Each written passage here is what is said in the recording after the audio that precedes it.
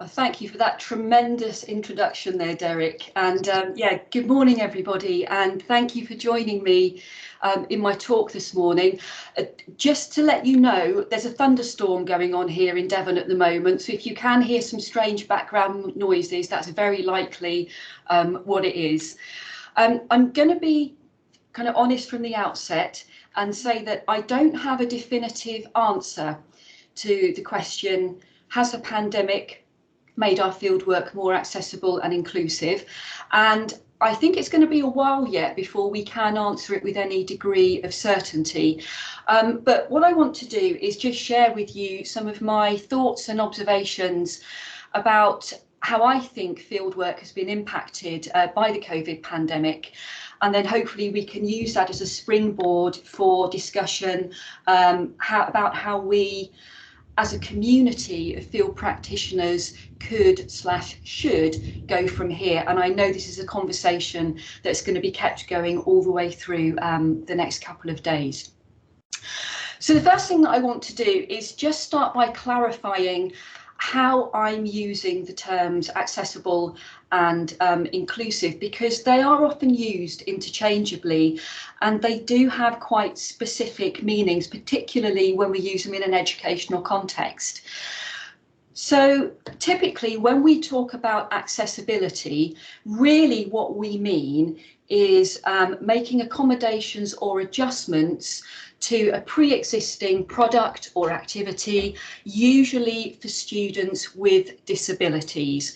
So it's about designing things for people with differences. We kind of consider it afterwards, and it means that we're taking extra steps to retrofit something. Inclusivity is very different, because this is all about designing with people and making sure that we have the same experience for everybody. So the critical difference here is that we consider diversity during, before and during the design process, and by doing that it actually becomes inbuilt to the design, so there's no extra steps required. So really we can think of accessibility as being something that's reactive, and inclusivity is more something that's proactive. In reality, access and inclusion actually sit along a continuum, and this kind of series of diagrams I think summarises this really nicely. So we can take these three people as representing a diverse group of students. The baseball game is our field activity, our fence is the barrier to access, and these little boxes here are our accommodations and our reasonable adjustments. So we can provide accommodations to make participation possible, so we can give our students the boxes to see over the fence. But if you take the fence away, or even better, you just don't put the fence there in the first place, then that participation becomes inclusive for everyone. So the key point here is that if you design something inclusively, it will always be accessible. But if you design for access, it's not necessarily going to be inclusive. But of course, when it comes to fieldwork, we're not necessarily dealing with boxes and fences. We're dealing with something that's altogether more complex and complicated. So I just want to spend a couple of minutes thinking about some of the barriers that our students can encounter in relation to accessing fieldwork. And I'm going to frame this around a conceptual model that's called novelty space. And some people might have come across this, be familiar with the term. If you want to know more, there's a couple of links to references that I put on this slide here. But the idea behind novelty space is that fieldwork is a novel activity. It introduces students to something new, something different that they might not have done before. And this newness and this difference it introduces an element of the unknown. Now, for a lot of students, that's really exciting and it's motivating, and it's one of the main reasons why they get kind of so turned on by doing fieldwork. But for a lot of students, this novelty can trigger worries and concerns, and those worries and concerns can act as a barrier to those students from engaging and participating. And we can link these to 4 kind of key factors or characteristics of fieldwork. So that's geographical, where are we going? What place are we going to be in? Cognitive, what do we need to know in terms of knowledge? Psychological, what's going to happen when we get there? And then social, who else is going to be there? Who are the other people going to be in this situation? So within this conceptual space then, the reality is that any individual student may have any number of questions relating to all 4 of these things that cumulatively become a barrier to them engaging and participating. And the nature of the question and the combination of questions that an individual student will have will vary depending on their background, their circumstances, whether they belong to any particular diverse group. So if this slide now looks a bit messy and confusing, kind of that's the point that I'm trying to get across, that when we talk about addressing barriers to access and inclusion in fieldwork, it's already complicated and confusing before we even bring COVID into the situation. So I'm going to come back to this slide in just a moment. So we'll see it again. But we know all too well that early last year, COVID arrived, and it had an immediate impact on the way that we delivered our fieldwork in the 2021 academic year. And these are just some data that I gathered from a survey that I ran for CHES, the Committee of Heads of Environmental Science, earlier this year. And this is specifically relating to experiences for environmental science practitioners, but I know that the EFL team ran a similar poll on Twitter in September, and that seemed to have generated similar findings. So that was really good to see. But what these data are kind of showing is that the majority of practitioners replaced at least some of their fieldwork provision with online alternatives. So that was one of the main ways in which COVID has impacted on our fieldwork delivery. The other main way that it seems to have impacted is by shifting our residential fieldwork, whether that's UK-based or overseas, through to UK-based non-residential fieldwork, or that, you know, that might be campus-based, for example. So those are the 2 main ways in which I perceive that COVID has impacted on fieldwork delivery. It's either been made more local and non-residential, or it's been replaced with online or virtual alternatives. So we can go back to our messy, complicated novelty space and think about what the impacts might be in terms of barriers to students engaging. Well, if we make our fieldwork non-residential, immediately some of the worries and concerns those students might have are either reduced or they disappear. If we move our fieldwork online and provide a virtual alternative, we see that even more of these worries and concerns reduce and disappear. So what we can see is that this novelty space that is creating a barrier to our students engaging has been reduced, at least for some students, in response to the changes to delivery that we've made in response to COVID. So it has helped to make our fieldwork more accessible for some students by reducing some of the worries and concerns that they might have in participating in kind of traditional field activities. So that's positive. And there are other types of positive impacts that we can consider in terms of different ways in which fieldwork can be accessed. So we know that it's kind of fairly obvious that making fieldwork non-residential or moving it online will remove a lot of the physical barriers to accessing fieldwork that can be so troublesome for some of our students. It's really helped to improve digital access. So there's been this innovation in design and delivery of online and virtual experiences, and it's opened up the most fantastic opportunities for global participation and to introduce our students to global field locations that they wouldn't otherwise have encountered.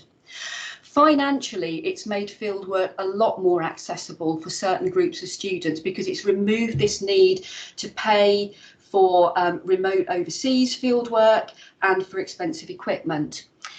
It's opened up and made accessible a whole lot more knowledge. So we've now got these global field-based databases that we have access to, and it's generated these new collaborations and sharing of ideas. And also by reducing the scope of fieldwork through making it local and providing virtual alternatives, that has helped to reduce the cognitive load for certain groups of learners. And that's really important because that's reducing levels of anxiety, and also linked to that, you've got fewer time constraints, and that can also be helpful for certain groups of students. So these impacts of COVID on different ways of delivering fieldwork have been positive, but of course this is not telling the whole story. Gosh, sorry, there's a massive clap of thunder there.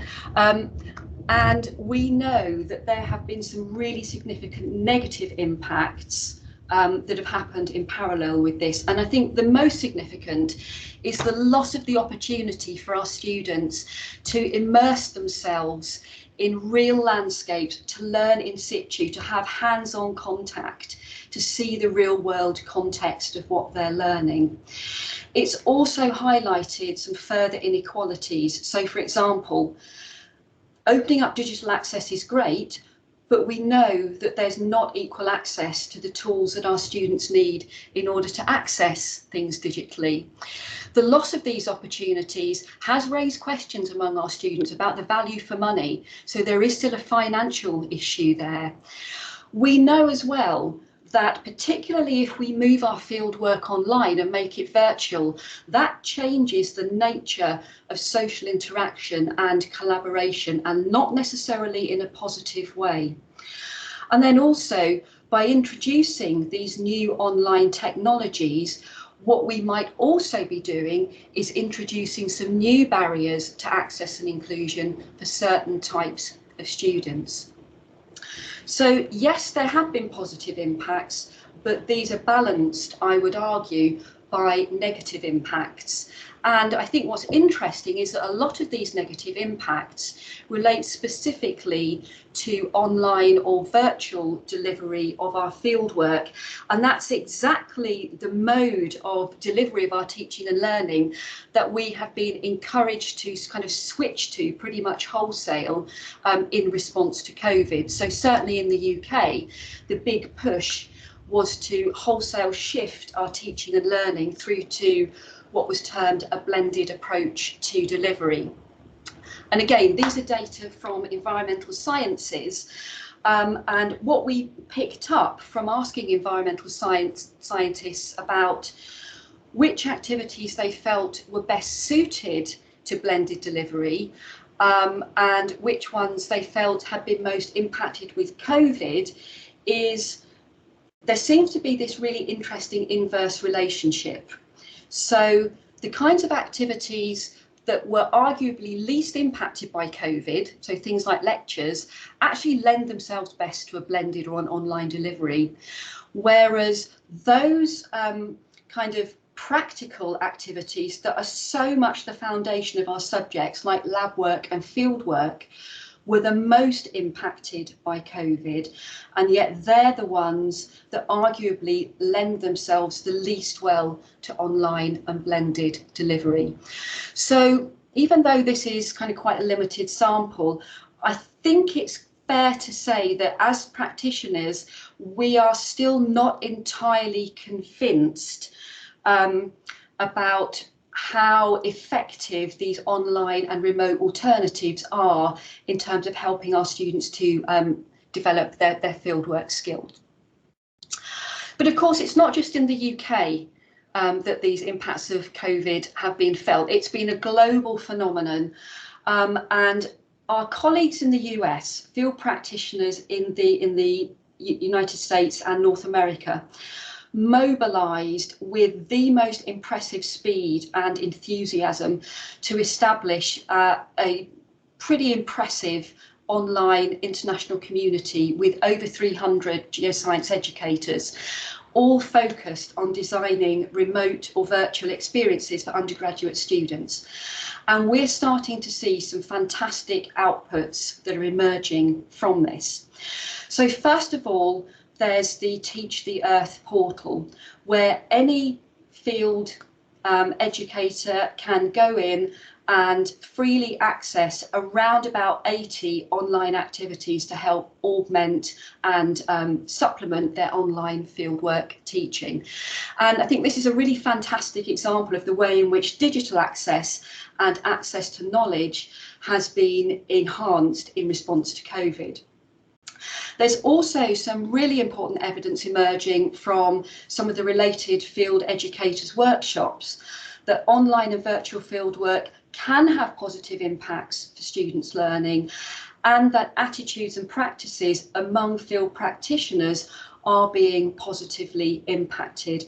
And I think this evidence base is going to be really important kind of looking forward in terms of providing the evidence for how existing fieldwork can be augmented and enhanced by virtual and online field activities. Okay, so where have we got to and where do we go from here? So the way I see it, prior to COVID, like interest in fieldwork design and delivery had been gathering momentum for a good couple of decades, arguably longer. At the same time, we've seen this real groundswell of activity in relation to equality, diversity and inclusion. So we've got these two kind of expanding spheres that are intersecting and kind of overlapping. And in this intersect, this is where we've seen the emergence of our inclusive practice.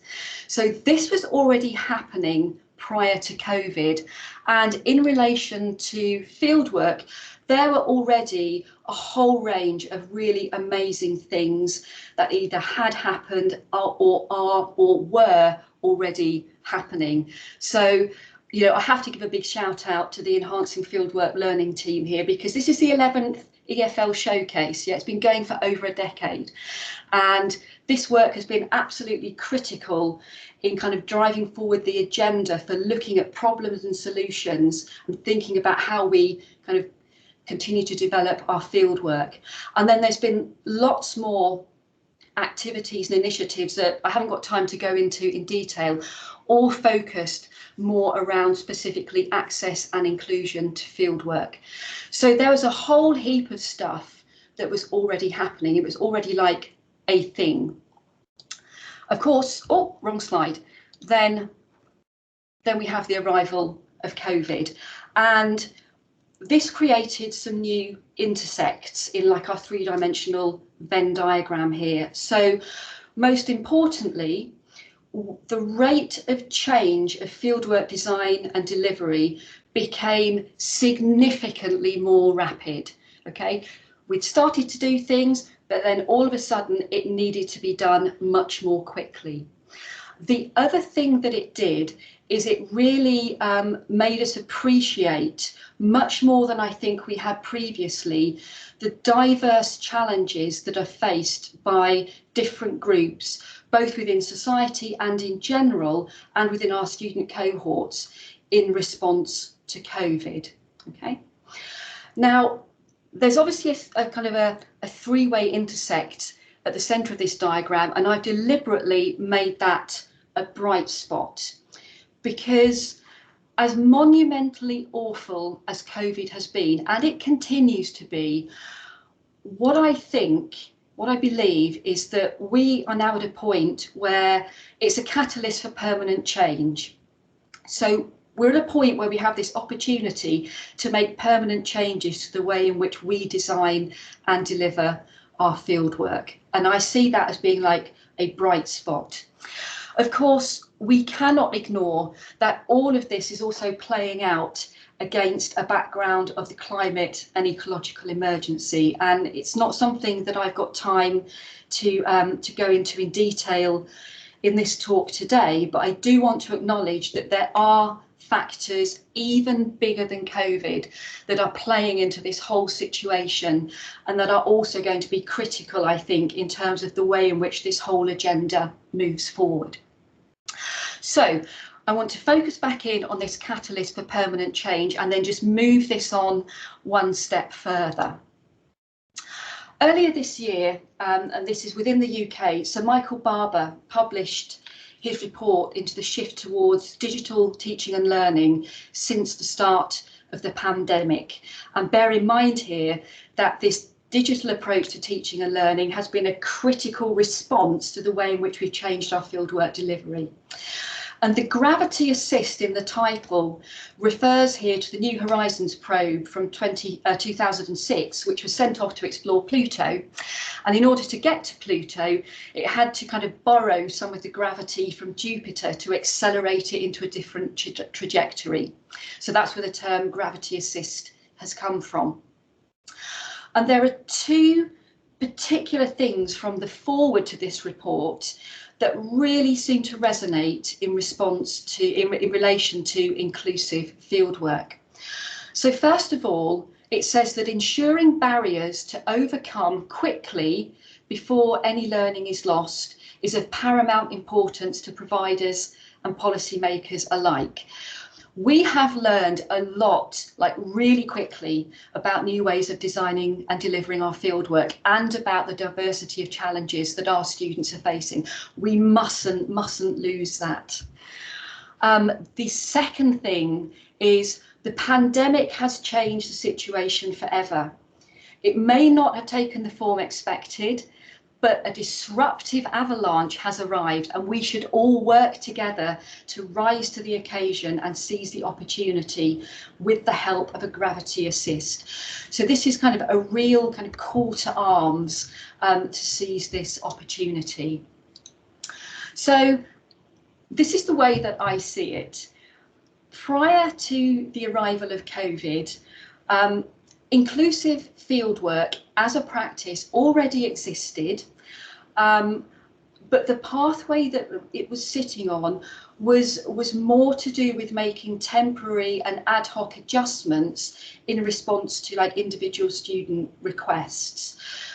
With the arrival of COVID and this kind of gaining of interest in momentum in different ways of doing things, what we've seen is like the generation of this gravity field, which has helped to move the trajectory of inclusive field practice through to this pathway where hopefully it's going to become embedded and sustained as part of our normal fieldwork practice. Okay, so the last thing I want to do is just leave you with this quote from Dr. Anita Marshall.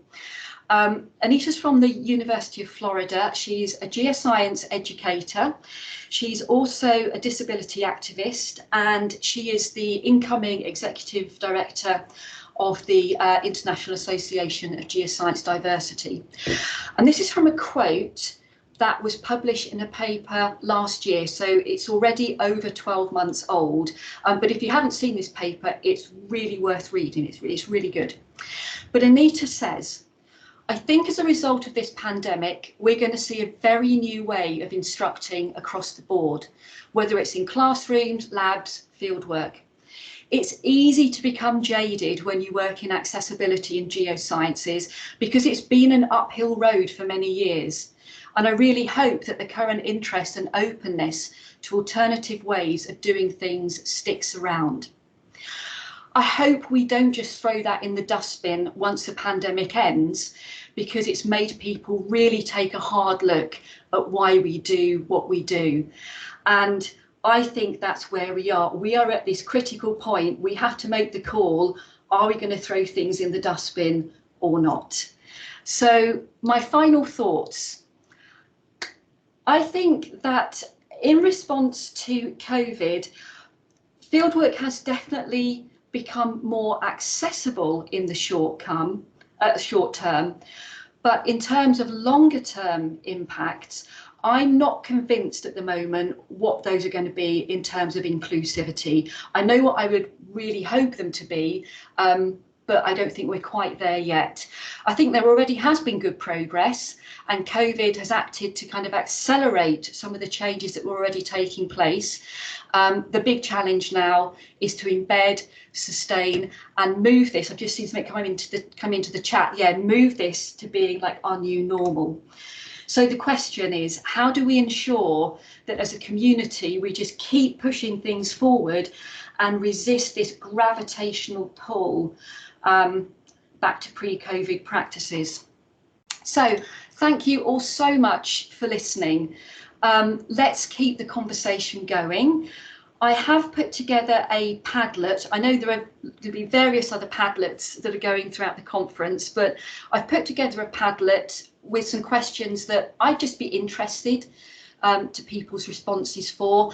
It's not formal research data. I don't have ethical approval for anything. It's just really to start a conversation and kind of get a sense of what people are thinking. So if you want to give me your thoughts, I would love to see them. But thank you again, and I am going to stop my presentation and get everybody back in the room. Thank you. Thanks, Alison. That's great. I think the your Padlet's been put in the chat for people to follow the link.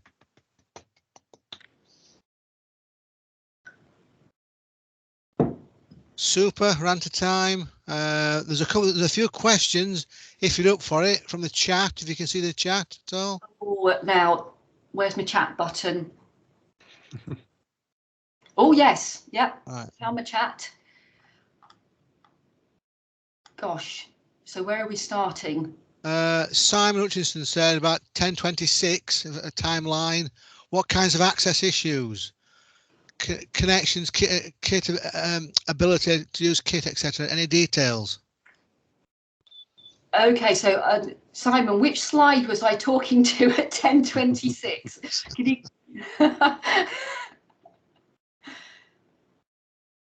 What's that specifically in relation to?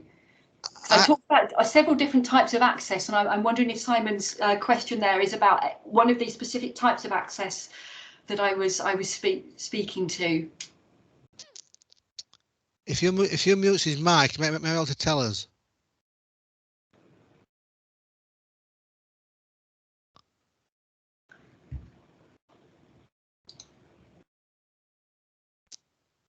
Not to worry. Alison's got a question for you. Alison Morchland's got a question for you. Is there one key change to fieldwork delivery that you can pick out that you'd want to see become part of the new normal? Key change delivery. Oh, that's a really good question. That's definitely a question I should have thought about beforehand.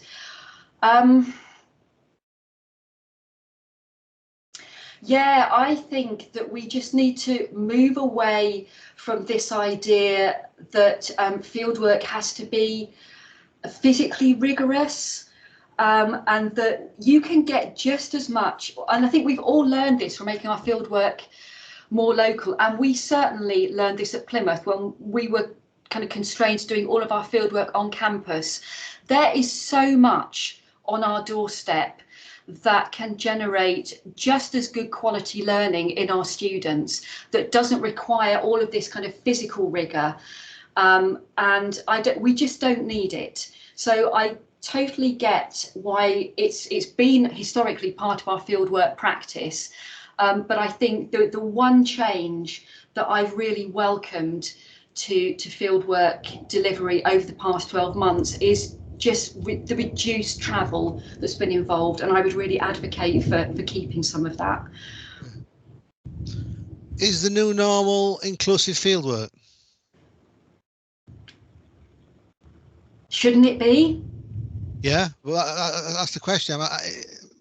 Is that, or is it a passing fad? That's what I'm saying. Well, okay, so this is the question that I'm putting out there and saying, if we as a community of fieldwork practitioners want it to be the new normal, kind of what do we need to do collectively to make sure that that happens, that we move it from being these reactive responses through to being something that is just an innate part of our practice for the future. We don't even have to think about it when we develop a new field course. It's just what we do. We make fieldwork inclusive. Oh, so I think I got one more question in there. Oh, questions have popped in now. Anna McGregor, can you see that question at 10:39?